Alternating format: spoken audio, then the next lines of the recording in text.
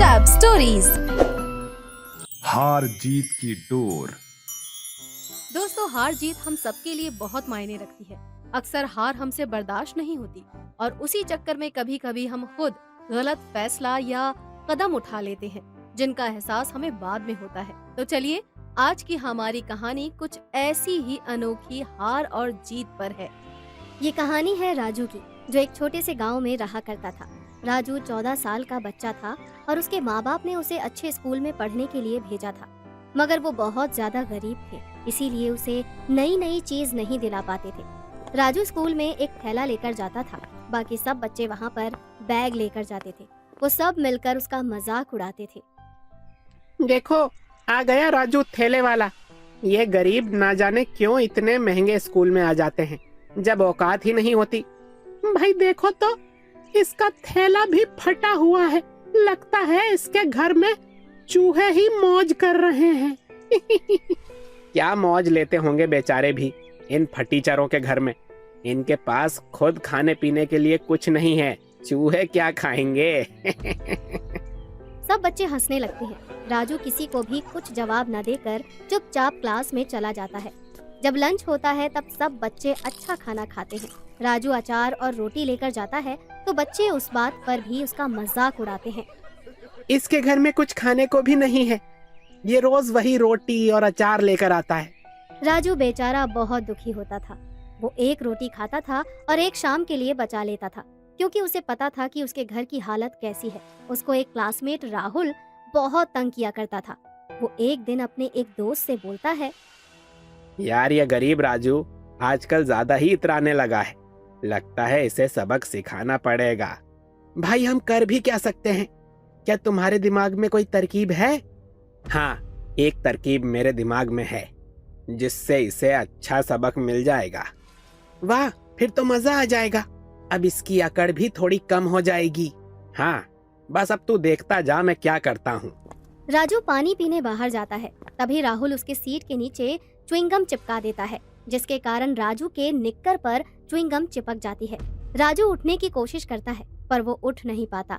तभी क्लास में टीचर आती है और सब बच्चे खड़े होते हैं, पर राजू नहीं उठता। तभी राहुल बोलता है, ओह, राजू कितना बदतमीज है, टीचर के आने पर खड़ा भी नहीं हुआ। ऐसी बदतमीजी आज तक हमने कभी नहीं की। तभी गुस्से से टीचर बोलती है, राजू ये क्या बिहेवियर है? आपको टीचर की रिस्पेक्ट करनी आनी चाहिए। राजू धीमी आवाज में बोलता है, टीचर, किसी ने मेरी सीट पर च्युइंगम लगा दी, इस कारण मैं उठ नहीं पा रहा। टीचर राजू के पास आती है और उसे उठाने की कोशिश करती है, पर तभी राजू के कपड़े फट जाते हैं। सब बच्चे ये देखकर उसका मजाक उड़ाते हैं। ओह शेम शेम, राजू के कपड़े तो फट गए। बच्चों को राजू का मजाक उड़ाते देखकर टीचर गुस्से से बोलती है, साइलेंस, ऐसे किसी का मजाक नहीं बनाते, ये बैड मैनर होते हैं, समझ गए? राजू बेचारा पूरे दिन ऐसे ही फटे कपड़ों में स्कूल में घूमता रहता है और सब बच्चे उस पर हंसते रहते हैं। फिर राजू रोता रोता घर जाता है, मगर वो अपने घर वालों को कुछ भी नहीं बताता और मन में सोचता है, मैं अपनी प्रॉब्लम अपने मम्मी पापा को नहीं बताऊंगा, वरना वो बेवजह ही चिंता करेंगे। परेशानी तो आती रहती है, उन्हें मुझे खुद ही झेलना होगा। तभी उसकी माँ उसे उदास देखकर बोलती है, बेटा राजू, सब ठीक तो है ना? क्या बात है, आजकल तुम बहुत चुप चुप रहते हो। बताओ, अगर कोई परेशानी है तो बताओ, तुम हमें बता सकते हो बेटा। हाँ मम्मी, सब ठीक है, बस मैं पढ़ाई में फोकस कर रहा हूँ, इसीलिए उसको लेकर थोड़ा परेशान होता हूँ। अरे बेटा, पढ़ाई करना अच्छी बात है, पर पढ़ाई के चक्कर में उदास रहना, टेंशन लेना, अपनों से बात नहीं करना, ये तो सही नहीं है।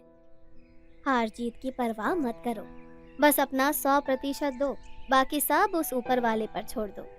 आप सही कह रही हो, मुझे बस मेहनत ही करनी चाहिए, बाकी सब टेंशन ऊपर वाले पर छोड़ देता हूँ। राहुल रोज ऐसे ही कुछ न कुछ हरकतें करके राजू को तंग करता था, जिससे वो राजू को स्कूल से निकलवा सके। लेकिन राजू इरादों का बहुत पक्का था। वो ना ही उसे कुछ बोलता था और ना ही उस पर गुस्सा करता था। जो भी उसके साथ हो रहा था वो सब झेल रहा था। एक दिन लंच में राजू को अपना टिफिन नहीं मिलता है। अरे मेरा टिफिन कहाँ गया? सुबह तो बैग में रखा था, ना जाने कहाँ चला गया। राजू इधर उधर देखता है पर उसे कहीं भी उसका टिफिन नहीं मिलता। तभी एक लड़का राजू का टिफिन लेकर आता है। राजू, क्या ये टिफिन तुम्हारा है? हाँ हाँ, थैंक यू, मैं कब से इसे ढूंढ रहा था। राजू जैसे ही टिफिन खोलता है वो देखकर हैरान हो जाता है कि उसका टिफिन खाली था। मेरा टिफिन किसी ने खा लिया है, अब मैं क्या खाऊंगा? तभी राजू उस लड़के से पूछता है, मेरा टिफिन खाली कैसे है? मेरा खाना किसने खा लिया? मुझे नहीं पता, मैंने तो टिफिन को बाहर कॉरिडोर में पड़ा देखा तो सोचा तुम्हें लाकर दे देता हूँ। ये कहकर लड़का चला जाता है। तब राजू खुद से बोलता है, मुझे तो बहुत तेज भूख लगी है, अब मैं क्या करूँगा? ये सब स्कूल में काम करने वाले बिरजू काका देख लेते हैं। वो राजू से बोलते हैं, राजू बेटा, तुम्हारे साथ इतना सब हो रहा है, तुमने अपने घर पर बताया? नहीं काका, इन सब से कुछ नहीं होगा, बेवजह मम्मी पापा परेशान होंगे। बेटा, तुम्हें घर बताना चाहिए था। खैर, तुम जाओ, पढ़ाई करो। काका, एक बात कहनी थी, प्लीज आप भी किसी को कुछ मत बोलना।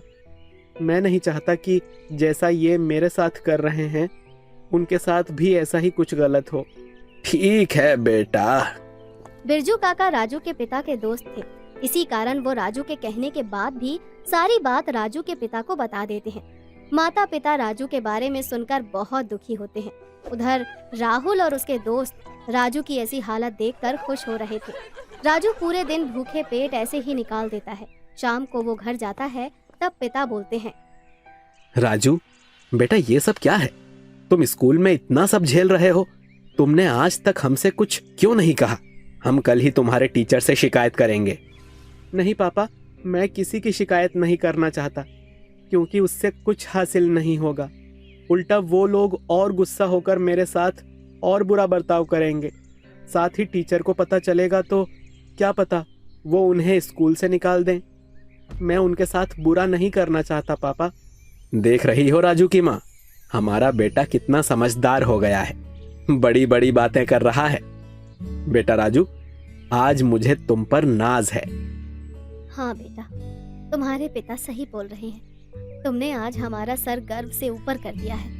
अब बातों से ही मेरा पेट भरोगे या मुझे कुछ खाने को भी दोगे? वैसे भी मुझे बहुत भूख लगी है, मैंने सुबह से कुछ नहीं खाया। अगले दिन स्कूल में प्रिंसिपल सर सब बच्चों से कहते हैं, इस बार जो बच्चा टॉप करेगा उसे स्कॉलरशिप मिलेगी और उसकी आगे की पढ़ाई का खर्चा भी स्कूल ही उठाएगी। तभी राजू खुश होते हुए बोलता है, सर, क्या सच में जो टॉप करेगा उसकी पढ़ाई का खर्च स्कूल देगा? राजू की ये बात सुनकर कुछ बच्चे हंसते हुए बोलते हैं, हाँ सर, इस गरीब को स्कॉलरशिप की जरूरत है। हम जैसे अमीरों को नहीं है, मगर ये बेचारा तो टॉप भी नहीं कर सकता, क्योंकि टॉप तो हमेशा की तरह राहुल ही करेगा। तभी राहुल इतराते हुए बोला, हाँ हाँ, टॉप तो मैं ही करूँगा। भले ही मुझे स्कॉलरशिप की जरूरत नहीं है, पर टॉप आने की जरूरत तो है। तभी प्रिंसिपल गुस्से से बोलते हैं, तुम सब चुप रहो, गरीबों के लिए स्कॉलरशिप की क्या वैल्यू है तुम नहीं समझ पाओगे। और हाँ, एग्जाम आने वाले हैं, सब उस पर ध्यान दो और पढ़ाई करो। राजू प्रिंसिपल की बात से बहुत ज्यादा खुश हो जाता है और वो बस दिन रात पढ़ाई में लगा देता है। और वहीं दूसरी ओर उसका क्लासमेट राहुल रोज नई नई तरकीबें सोच रहा था कि वो कैसे राजू को पढ़ाई करने से रोक सके। एक दिन वो सोच रहा था, क्यों ना मैं राजू की सारी किताबें फाड़ दूं और वो पढ़ ही नहीं पाएगा।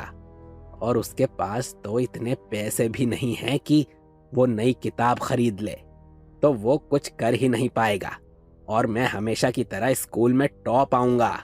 अगले दिन राहुल राजू के पास जाकर बोलता है, राजू भाई, मुझे माफ कर दो, आज के बाद मैं तुम्हें तंग नहीं करूंगा।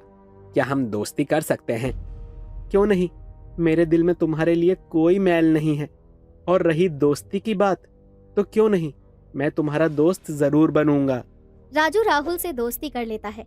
एक दिन बहुत तेज बारिश हो रही थी, तो राहुल मौका पाकर राजू का बैग ले जाकर बारिश में बाहर रख देता है, जिससे राजू की सारी किताबें खराब हो जाती हैं। राजू ये देखकर बहुत रोता है। ये सब कैसे हो गया? अब मैं पढ़ाई कैसे करूंगा? मुझे स्कॉलरशिप कैसे मिलेगी? अब क्या होगा? राजू बहुत रोता है और अपनी खराब किताबों को जैसे तैसे बैग में रखकर घर ले जाता है। वहीं राहुल खुश होता है और सोचता है, बेचारा, इसकी मेहनत तो पानी में खराब हो गई। अब कैसे ये टॉप करेगा? बड़ा आया था मेरी जगह लेने वाला। अब तो पास तक हो जाए बहुत बड़ी बात है। राहुल बेफिक्र होकर बैठ गया था। वहीं दूसरी ओर राजू अपने घर के बनाए नोट से खूब ज्यादा मेहनत करके पढ़ रहा था। राहुल ने अपना सारा टाइम बस सोचने में ही निकाल दिया। वहीं राजू ने सारा समय सिर्फ पढ़ाई को दिया। उसकी कड़ी मेहनत के कारण उसने पूरा स्कूल टॉप कर लिया और उसे स्कॉलरशिप मिलती है। तब प्रिंसिपल सर बोलते हैं, वैसे तो बच्चों, हार जीत इतनी मायने नहीं रखती, बस अपनी मेहनत और लगन मायने रखती है। पर आज मुझे राजू की जीत पर बहुत गर्व है। इस बच्चे ने अपनी मेहनत और लगन से सिर्फ स्कूल का ही नहीं, अपने माता पिता का भी नाम रोशन किया है। Well done Raju. Thank you sir. मेरी जीत मेरे अकेले की जीत नहीं है, मेरे माता पिता का प्यार और आपका आशीर्वाद भी है। थैंक यू सर, मुझे मोटिवेट करने के लिए। फिर स्कूल ने उसकी आगे की पढ़ाई का खर्चा भी उठा लिया और अच्छे से पढ़ लिख कर राजू एक बहुत बड़ा आदमी बन जाता है और अपनी खुद की कंपनी खोल लेता है। वहीं दूसरी ओर राहुल दर दर जॉब के लिए धक्के खा रहा था और तब वो एक इंटरव्यू देने जाता है। वहाँ वो रिजेक्ट हो जाता है तो वो बोलता है, सर मुझे इस नौकरी की बहुत जरूरत है, प्लीज मुझे ये नौकरी दे दो। नहीं, तुम हमारे इंटरव्यू को क्लियर नहीं कर पाए, तुम्हें ये नौकरी नहीं मिल सकती, जाओ यहाँ से। राहुल इंटरव्यूअर के पैरों में गिर जाता है। सर प्लीज, मैं कोई भी छोटा काम कर लूंगा, प्लीज मुझे नौकरी पर रख लीजिए। इंटरव्यूअर राहुल को धक्का मारता है और उसे गार्ड से बाहर निकलवा देता है। जैसे ही राहुल चलने लगता है तभी इंटरव्यूअर भागते हुए आता है। राहुल जी, आप चलिए और दोबारा इंटरव्यू दीजिए, हमारे बॉस का ऑर्डर है। आपका बहुत बहुत धन्यवाद, मुझे इस नौकरी की बहुत ही ज्यादा जरूरत थी। वैसे आपके बॉस कहाँ हैं? क्या मैं उनसे मिल सकता हूँ? राहुल जैसे ही अंदर बॉस से मिलने जाता है वो देखकर हैरान था कि उसका बॉस राजू ही था। राहुल शर्म के मारे अपनी आंखें झुका लेता है। तभी राजू बोलता है, राहुल, तुम्हें नौकरी की क्या जरूरत पड़ गई? तुम्हारे पापा का तो बहुत बड़ा बिजनेस था ना। राजू, मेरा मतलब सर, मेरे पापा को बिजनेस में बहुत लॉस हुआ, जिसका सदमा वो बर्दाश्त नहीं कर पाए और वो दुनिया को छोड़कर चले गए। हमारा घर, जमीन सब कर्ज उतारने में चला गया, इसीलिए मुझे नौकरी की जरूरत है। राजू बोला, ओह, कोई बात नहीं। वैसे क्या तुम अभी भी हार जीत पर बिलीव करते हो? राजू की ये बात सुनकर राहुल को बहुत बुरा लगता है और अपने किए का पछतावा होता है। इसीलिए वो राजू से बोलता है, नहीं, और आप मुझे माफ कर दो।